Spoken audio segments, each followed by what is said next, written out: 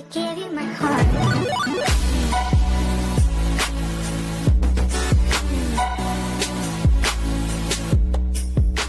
Hi empaths, welcome back to my healing space and back to my empath empowerment series. I want to do something a little bit different. Instead of just presenting information that I've memorized or learned over the years, I really feel a connection to the cards. So what I want to do is not do a full reading with all kinds of different cards, but just use the tarot cards as a focusing tool to bring through information that may resonate with you, asking questions that have come up right in the past for empaths. A question that keeps coming up that I want to address in this session is, what is the best career choice for an empath? Or what are some options, right? And that's such an individual, unique question pertaining to the person, right? Very subjective. So I'm going to use the cards as a focusing tool and see if this guidance that comes through resonates with you. Let's clear our auras, the room, the cards, invoking angels, guides, compassionate ancestors, any beings of the light who want to inform this reading for the most accurate, resonant, helpful information. That's priority for the viewer to hear at the time of watching this video.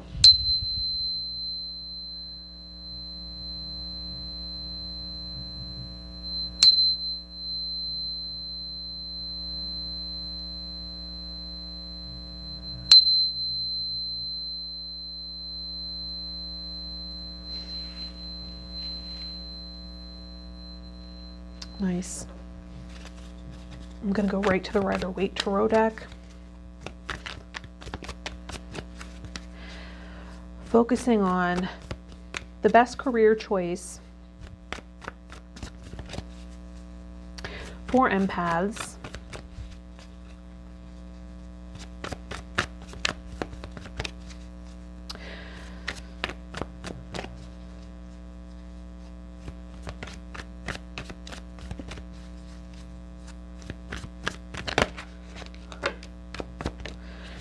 The word coherence is coming up. And that has to do with the mind and the heart working together, right? Integrating aspects of self so that any sort of inner conflict is resolved as we come to a greater state of connection internally. So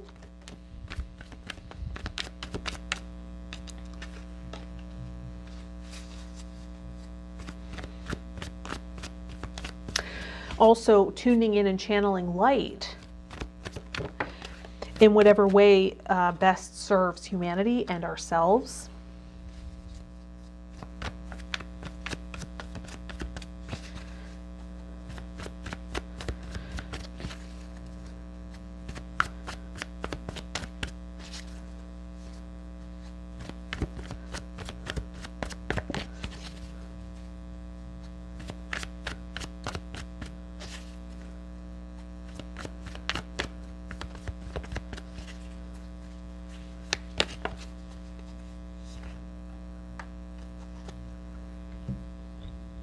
So the first card that's coming up is the King of Pentacles. And this is about self-mastery in the physical world, right? This can be a learning curve for empaths. So as we learn to master our connection and build confidence within ourselves around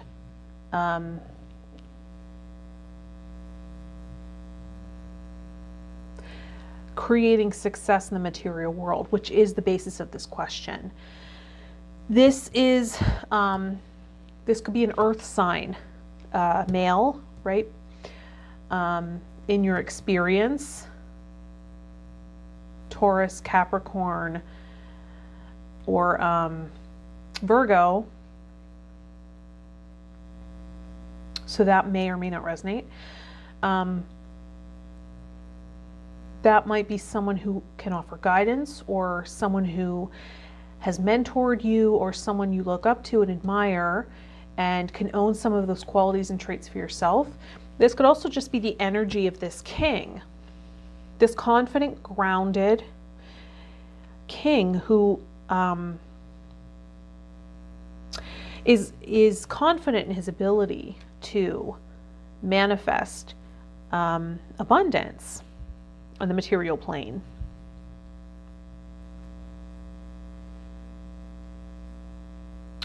There's also protection around him, right?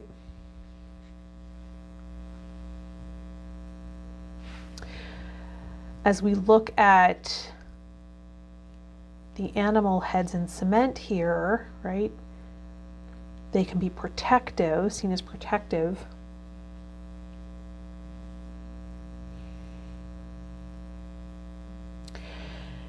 And really growing, a lot of growth surrounding this king, a lot of growth.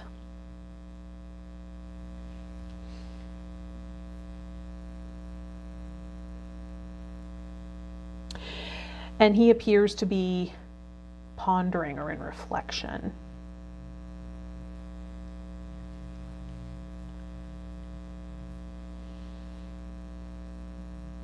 His foot also rests on a cement head of an animal there. I don't know if that's a ram.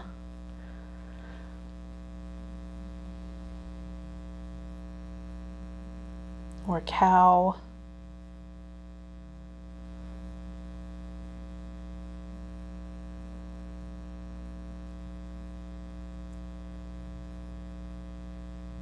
Right, so this might be someone to look up to. Finding a mentor that's created something that you'd like to create as well.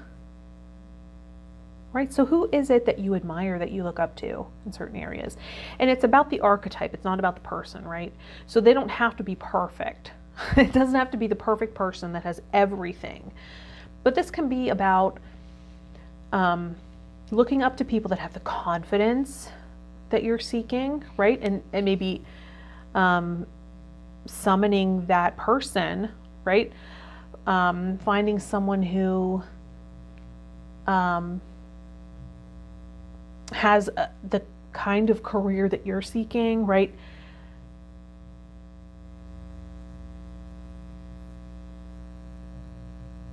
You also want to consider, as the Hermit card is coming up, you also want to consider how much solitude you need as an empath, right?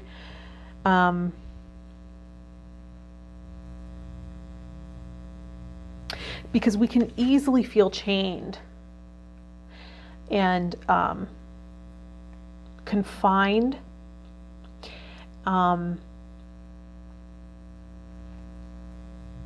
and trapped in certain jobs, right? And become ill, right? Because the devil can also be about illness.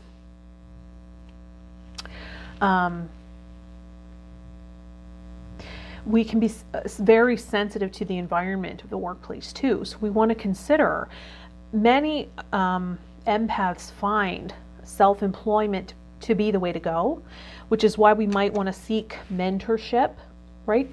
And then we can decide how much alone time, right? If we have our own business, we can decide how much of that is about a social aspect, and how much of it is maybe in solitude. Having that freedom can be very helpful, so that we don't feel stuck, right? Corporate America is often not the way to go for an empath. We just feel chained, and it can create illness. I was living in New York City, and what worked for me for a while was having a lot of part-time gigs, as I also worked on nurturing my own spiritual practice and performing career, so that having part-time gigs, right, part-time jobs, so that I wasn't, anytime I would get like a full-time position anywhere, I would feel very trapped and over-invested, and I felt like it sucked all of my energy. So I found what worked for me was having a couple of part-time jobs for other people as I worked on nurturing my own entrepreneurial endeavors. That way I wasn't overly invested, because I had to consider my tendency of over-investing at the workplace and taking on more responsibility. And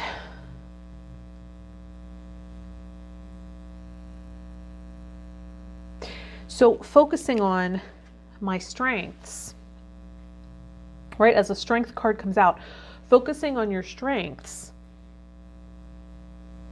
as opposed to your weaknesses, right? Not all empaths are introverts. Some are extroverted. So maybe you would enjoy a career where you were put in social situations, right? Or working with groups of people consistently. Maybe that's the right path for you. And maybe there's more, maybe you're more introverted. So, and remembering that the strength of an empath is in our ability to attune. So creative energy, inspiring ideas, visions, right? We're very creative, inventive.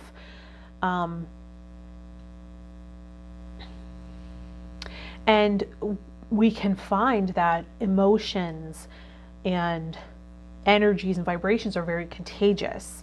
So this is another reason why we want to be discerning about the environment we put ourselves into, because we are psychic sponges. So we want to make sure we're able to come back to homeostasis consistently. And we may find, see the infinity symbol above her head as she tames this beast, right? With love. She's taming the beast with love.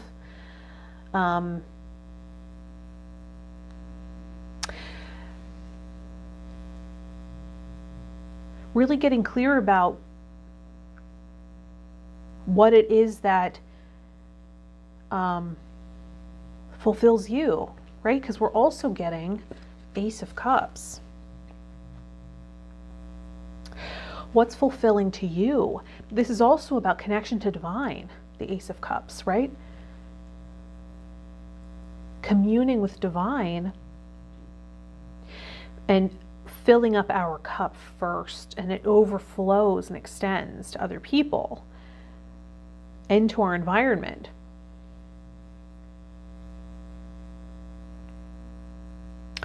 And this can be a strength. So it can be energy work, right? Different modalities. Guiding people to this connection, this spiritual connection, so that they learn to fill up their own cup.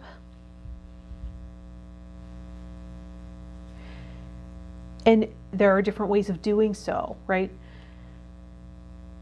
If solitude is your thing, and very little interaction feels the best to you, you know, maybe writing,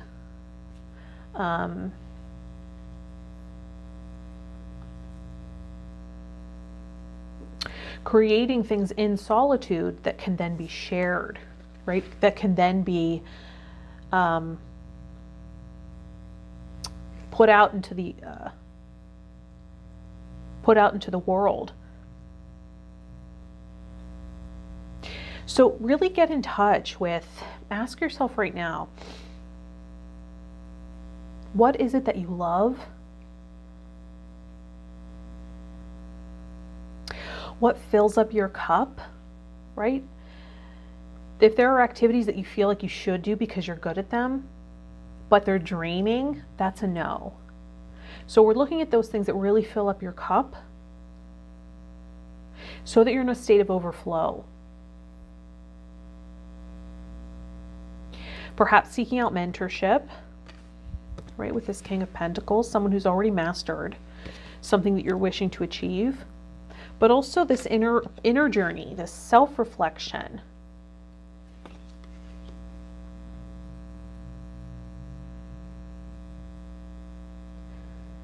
Something you've mastered for yourself, right?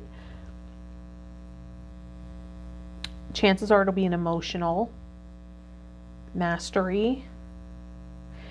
So perhaps you're an emotional empath, right? As inner strength,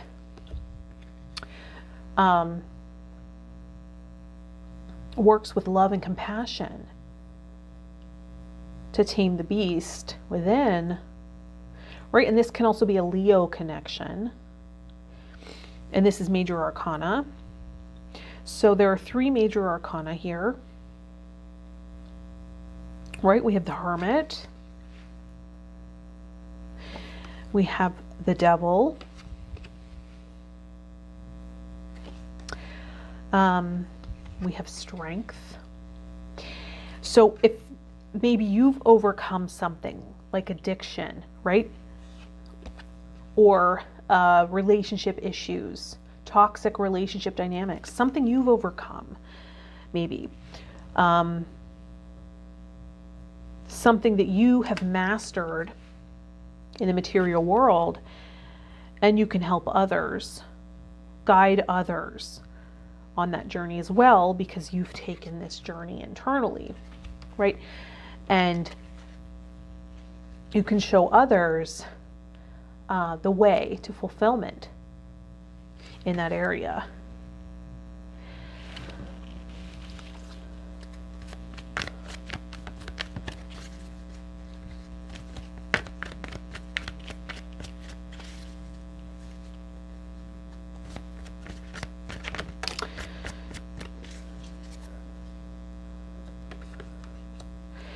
And possibly teaching people how to go inside, right? How to get in touch with their inner guidance, inner wisdom. If that's something that you've cultivated within yourself, that ability to go in and get in touch with divine guidance, right? If that's a skill that you've cultivated through this hardship and this dark time, there are people waiting. They're seeking your mentorship, right? There are people that are not as far along on the journey as you are, and they're seeking, right? We've got the Two of Wands here. They're seeking what you have to offer. So consider that.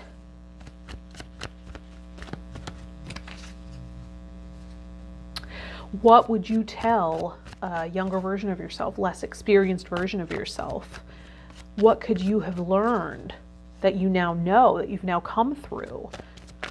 That could be a clue to your legacy, your message, and your career path, right? Your purpose. Purpose doesn't always align to career. But if we find a way to monetize, it does, right? So what might people be seeking that is of value that you have to offer? Something you've come through, something that you've mastered.